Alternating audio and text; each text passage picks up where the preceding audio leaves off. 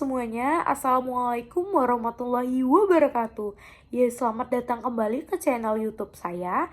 Perkenalkan, nama saya Enda Salni Pertiwi. Saya dari Fakultas Ilmu Komunikasi dan Bahasa yang kali ini akan menyelesaikan tugas ujian akhir semester dari mata kuliah Teori Komunikasi.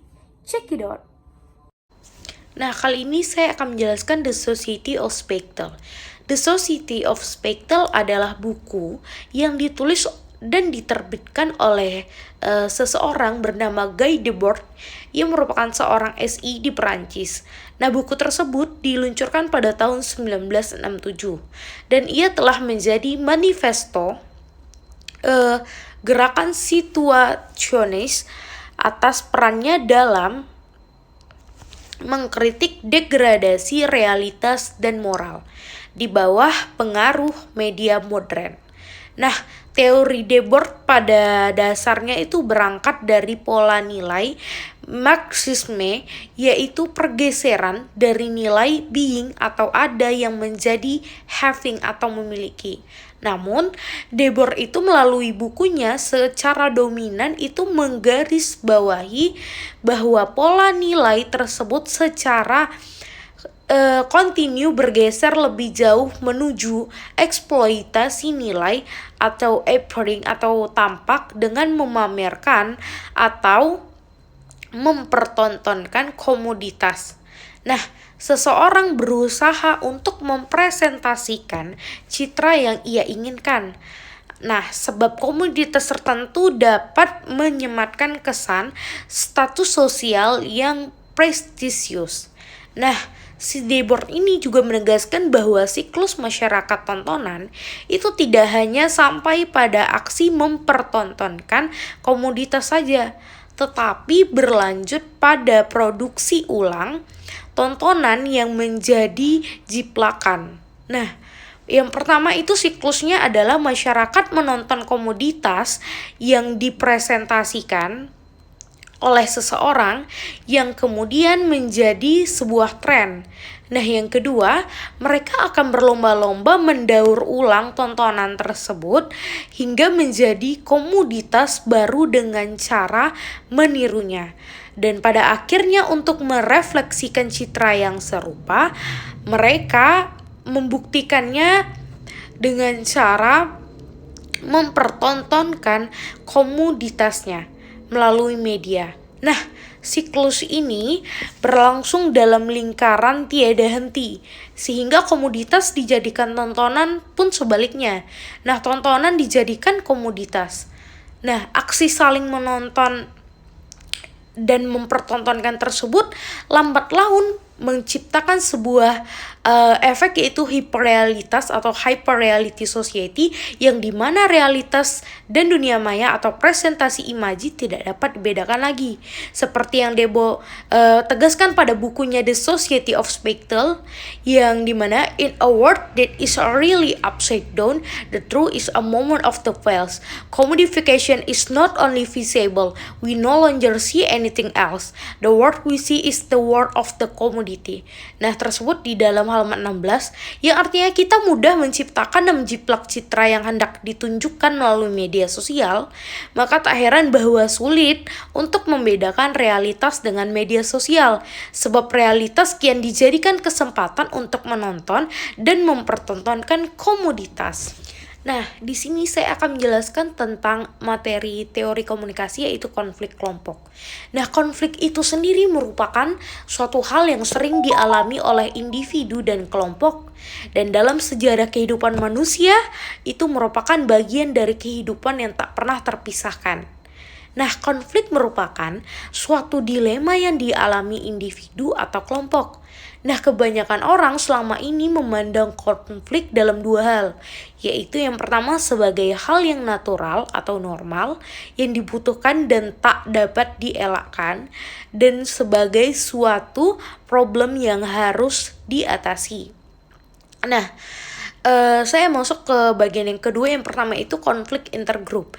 Nah, konflik intergroup itu merupakan konflik yang terjadi antara dua kelompok atau lebih yang biasanya disebabkan oleh kepentingan yang sama terhadap sesuatu yang langka dan terjadi itu pada relatif sama. Ada beberapa penyebab konflik intergroup, yaitu yang pertama kepentingan yang sama, antagonis kelompok atau stereotip prasangka dan diskriminasi. Itu ada sumber daya, terus ada ketidakadilan, dan yang terakhir itu adalah perilaku agresif. Selain itu, ada faktor situasi khususnya yaitu situasi aversif yang akan lebih mudah menimbulkan terjadinya konflik intergroup. Nah, apa sih dampaknya?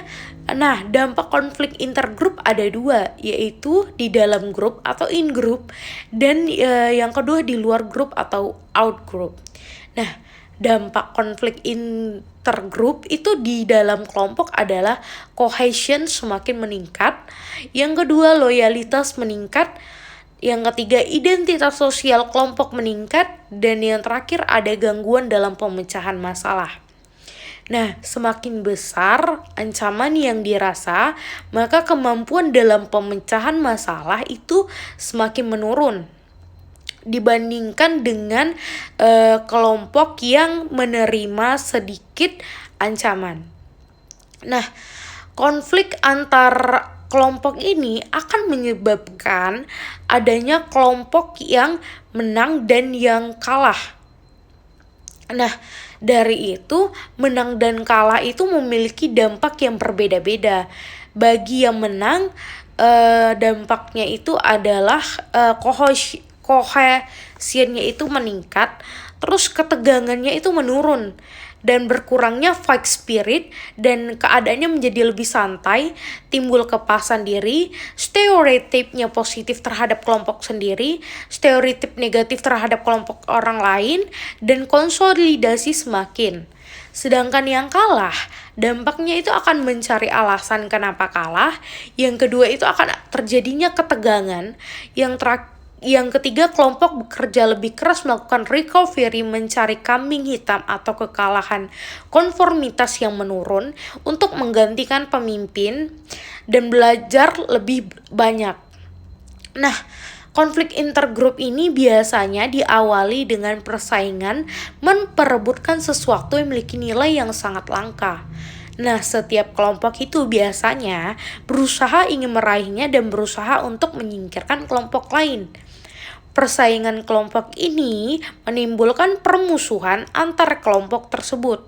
Nah, rasa permusuhan ini dapat menimbulkan prasangka, perasaan marah, dan perilaku diskriminasi. Ketika kondisi ini dibiarkan, maka ekskalasi konflik itu akan mencapai puncaknya dan biasanya diwujudkan dengan konflik terbuka antar kelompok. Setiap kelompok merasa kelompoknya sendiri yang paling benar, etnosentris anggota kelompok itu berkembang. Nah, setelah itu konflik akan mereda dan setiap kelompok itu bahkan akan menyadari bahwa konflik hanya akan memakan korban bagi kedua belah pihak. Nah, setiap kelompok itu mulai mengadakan kontak untuk mengurangi atau menyelesaikan konflik tersebut. Nah, itu ada beberapa langkah yang bisa digunakan untuk mengurangi konflik intergroup, yaitu yang pertama dengan melakukan kontak atau komunikasi, yang kedua berunding, yang ketiga menerima dan melakukan hasil kesepakatan bersama dan melakukan evaluasi. Nah, sekian video dari saya, semoga dapat menginspirasi dan memberikan informasi kepada penonton semua. Akhirul kata, wabillahi taufiq wal hidayah. Wassalamualaikum warahmatullahi wabarakatuh. Sampai jumpa kembali teman-teman.